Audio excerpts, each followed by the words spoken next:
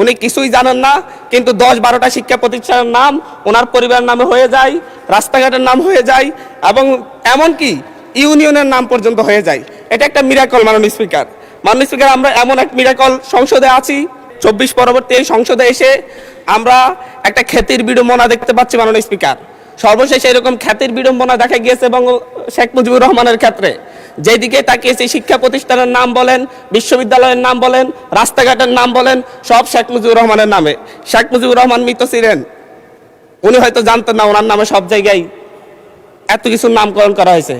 আজকে যে 2026-27 বাজেট, অর্থ বছরের বাজেট, এটা বলতে গেলে হচ্ছে বর্তমান নতুন বিএনপি দলীয় সরকারের একটা আকাঙ্ক্ষার দলিল, কিন্তু বাংলাদেশের বাস্তব পরিকল্পনার কোনো দলিল নয়।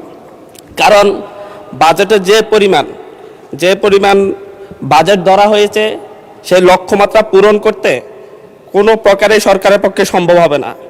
সরকার এই জায়গায় রপ্তানি প্রবৃদ্ধি ধরেছে 7.9%, কিন্তু গত বছরও রপ্তানি প্রবৃদ্ধি ছিল 4.4%। গত এক বছরে রপ্তানি আয় বাংলাদেশে গত 6 মাসে রপ্তানি আয় সর্বোচ্চ গত 10 বছরের মধ্যে সবচাইতে বেশি কমেছে, কিন্তু সরকার এই জায়গায় 7.9% প্রবৃদ্ধি রপ্তানি প্রবৃদ্ধি ধরে মূলত হচ্ছে বাস্তবতাকে অস্বীকার করেছে। সরকার রাজস্ব আয়ের লক্ষ্যমাত্রা ধরেছে 2025-26 অর্থ বছর লক্ষ্যমাত্রা ধরেছে 6,95,000 কোটি টাকা 26-27 অর্থ বছরে, এবং 25-26 অর্থ বছরে সেই লক্ষ্যমাত্রা ছিল হচ্ছে 5,95,000 টাকা, 5,95,000 কোটি টাকা। কিন্তু এই রাজস্ব আয় লক্ষ্যমাত্রা রাজস্ব আদায়ের ক্ষেত্রে সরকার মাত্র 4 লক্ষ কোটি টাকায় এই বছরের মধ্যে আদায় করতে পারবে বলে সম্ভব মনে হচ্ছে। এই ক্ষেত্রে বাজেটে ঘাটতি দেখা যাবে প্রায় 4 লাখ কোটি টাকা। এই বাজেট ঘাটতি পূরণের জন্য সরকার চিন্তা করেছে যে হচ্ছে ব্যাংক খাত থেকে ঋণ নিবে, কিন্তু ব্যাংক খাতের যে করুণ দশা, বাংলাদেশে গত 16 বছরের মধ্যে প্রায় সর্বোচ্চ নিট ঘাটতি দেখা দিয়েছে বাংলাদেশের ব্যাংকিং খাতে। সরকার ঋণ নিবে বৈদেশিক খাত থেকে। বৈদেশিক খাতে বিশ্বের যে বৈশ্বিক লেনদেনের ক্ষেত্রে দেখা যায় যে 2023 সালে সারা বিশ্বে $232 বিলিয়ন বৈদেশিক ঋণের লেনদেন ঘটেছে, যেটা 2025-26 অর্থ বছরে এসে $153 বিলিয়ন নেমে এসেছে। সরকার যে 1,35,000 কোটি টাকা বৈদেশিক ঋণ নিবে বলে চিন্তা করেছে, সেই ক্ষেত্রে বৈদেশিক ঋণ নেওয়ার ক্ষেত্রেও প্রায় মিনিমাম 50,000 কোটি টাকার ঘাটতি দেখা দিবে।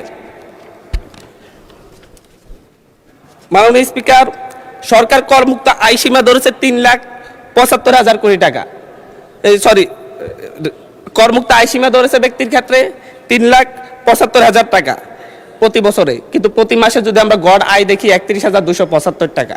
একজন মধ্যবিত্ত পরিবারের লোক যদি হচ্ছে ঢাকায় বসবাস করে বা ঢাকার আশপাশের কোনো জায়গায় বসবাস করে, তার বাসা ভাড়া বাবদ তাকে মিনিমাম 15,000 টাকা তাকে পরিশোধ করতে হয়। গ্যাস বিল, বিদ্যুৎ বিল সব মিলে তাকে আরও 7,000 টাকা, 7 থেকে 8,000 টাকা পরিশোধ করতে হয়। যদি 5 জনের পরিবার হয়, তার খাবার দাবারের জন্য মাত্র আর 8 থেকে 10,000 টাকা থাকে মাননীয় স্পিকার। এই ক্ষেত্রে মূলত এই বাজেট এবং হচ্ছে সরকার যেভাবে করমুক্ত আয় সীমা বাড়াই নাই, মাত্র 25,000 টাকা বাড়িয়েছে, এটা মধ্যবিত্তের উপর এক ধরনের চাপ সৃষ্টি করবে।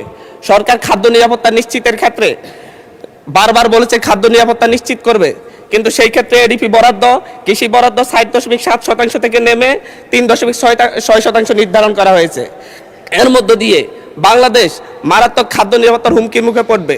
পাশাপাশি হচ্ছে বাংলাদেশের খাদ্য উৎপাদনের পরে যে মধ্যস্বত্বভোগীরা যে পরিমাণ সাদাবাজদের মাধ্যমে এবং মধ্যস্বত্বভোগীদের মাধ্যমে 10 টাকার পণ্য যেভাবে 70 টাকায় রূপান্তরিত হয়, সেটা বন্ধ করার ব্যাপারে, নিয়ন্ত্রণ করার ব্যাপারে সরকারের কোনো পদক্ষেপ আমরা লক্ষ্য করতেছি না মাননীয় স্পিকার। আমরা আজকে এই 24 পরবর্তী এই সংসদে এসে আমরা একটা খ্যাতির বিড়ম্বনা দেখতে পাচ্ছি মাননীয় স্পিকার। সর্বশেষ এরকম খ্যাতির বিড়ম্বনা দেখা গিয়েছে এবং শেখ মুজিবুর রহমানের ক্ষেত্রে যেদিকে তাকিয়েছে শিক্ষা প্রতিষ্ঠানের নাম বলেন, বিশ্ববিদ্যালয়ের নাম বলেন, রাস্তাঘাটের নাম বলেন, সব শেখ মুজিবুর রহমানের নামে। শেখ মুজিবুর রহমান মৃত ছিলেন, উনি হয়তো জানতেন না ওনার নামে সব জায়গায় এত কিছুর নামকরণ করা হয়েছে, কিন্তু আমাদের এই সংসদে একজন প্রতিমন্ত্রীর সেই খ্যাতির বিড়ম্বনা আমরা দেখতে পাচ্ছি। উনি কিছুই জানেন না, কিন্তু 10-12টা শিক্ষা প্রতিষ্ঠানের নাম ওনার পরিবারের নামে হয়ে যায়, রাস্তাঘাটের নাম হয়ে যায় এবং এমনকি ইউনিয়নের নাম পর্যন্ত হয়ে যায়। এটা একটা মিরাকল মাননীয় স্পিকার। মাননীয় স্পিকার, আমরা এমন এক মিরাকল সংসদে আছি যে সংসদ আমরা প্যাসিবাদকে উৎখাত করে আমরা এই সংসদে এসেছি, সকলেই কম বেশি নির্যাতিত হয়েছে।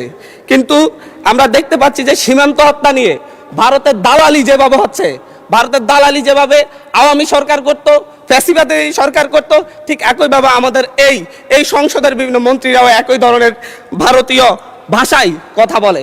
এবং ফ্যাসিবাদী স্বরাষ্ট্রমন্ত্রী যেভাবে বক্তব্য দিতেন, আমাদের স্বরাষ্ট্রমন্ত্রী সে একইভাবে বক্তব্য দিচ্ছেন যে মাননীয় স্পিকার, সকল সীমান্ত হত্যাকে সীমান্ত হত্যা বলা যাবে না। আমরা বলছি প্রত্যেকটা সীমান্ত হত্যাই হত্যা, প্রত্যেকটা সীমান্ত হত্যাই আমাদের সার্বভৌমত্বের জন্য হুমকি। মাননীয় স্পিকার, মাননীয় স্পিকার, বাংলাদেশে আমরা 2024-এর পরবর্তী এতদিন আমরা মব কালচারের কথা বলেছে যে হচ্ছে ডক্টর ইউনূস সরকারের সময় মব কালচার অনেক বৃদ্ধি পেয়েছে, কিন্তু আমরা দেখতে পাচ্ছি বাংলাদেশ ব্যাংকে মব সৃষ্টি করে গভর্নরকে বের করে দেওয়া হচ্ছে।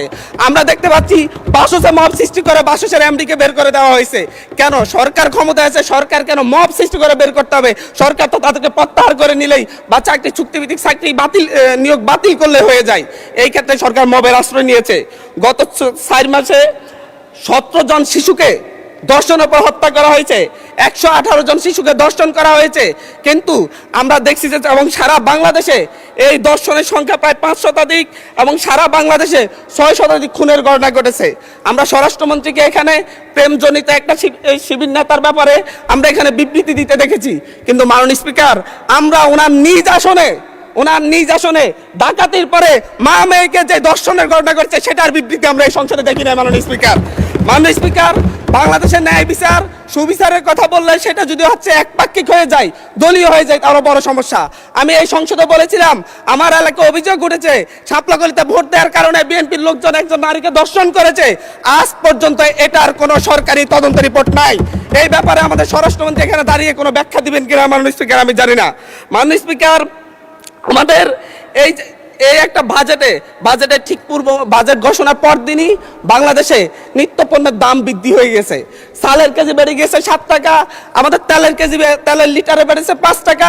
কিন্তু হচ্ছে আমরা সরকার বলছে জনগণের আস্থা ফিরে এসেছে। কিন্তু মাননীয় স্পিকার, আমাকে আরো 3 মিনিট সময় বাড়িয়ে দিবেন, আমি এই কথাগুলো বলতে চাচ্ছি জনগণের হয়ে। মাননীয় সদস্য, সম্মানিত বিরোধী দলীয় চিফ হুইপ 7 মিনিট দিয়েছেন আপনাকে সময়, তারপরেও আমার ডিসক্রিপশনে আরো 1 মিনিট বাড়ানো হলো। ধন্যবাদ। মাননীয় স্পিকার, সরকারের এই বাজেটের উপর যে জনগণের আস্থা নেই, ব্যবসায়ীদের আস্থা নেই, তার প্রমাণ বাজেটে খাদ্যপণ্যের দাম কমানোর একদিন ঠিক অব্যাহতি পরেই চালের দাম, ডাইলের দাম বাজারে, খুচরা বাজারে বেড়ে যাওয়া। মাননীয় স্পিকার, আমাদের মাননীয় প্রধানমন্ত্রী আজকে এখানে নেই।